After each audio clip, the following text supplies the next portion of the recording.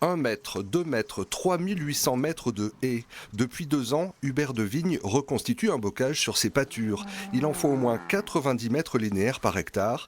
C'est la nouvelle règle pour que son lait puisse être vendu sous l'appellation maroilles.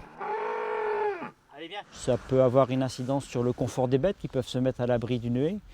Ça peut avoir aussi une incidence sur la flore de la prairie, au pied des haies, avec les haies, on casse les courants d'air, on casse les vents. Donc on peut avoir des pousses d'herbe plus favorables à certaines périodes de l'année, là où l'herbe est abritée. Ça fait partie de la tradition de la région. Autre règle, et non des moindres, ces dames doivent pâturer au moins 170 jours par an.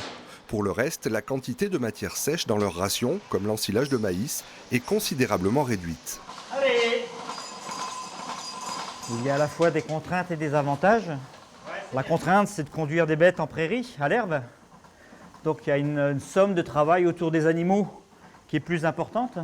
L'avantage, c'est qu'on travaille avec un terroir, c'est qu'on travaille avec nos animaux ensemble. On s'adapte aux saisons, on s'adapte au fourrage que l'on a. On est toujours en train d'interagir entre le milieu, les animaux et puis le besoin de la fromagerie. Il a fallu 10 ans pour créer ce cahier des charges, avec des critères qui ne soient pas trop durs à tenir pour l'ensemble de la filière.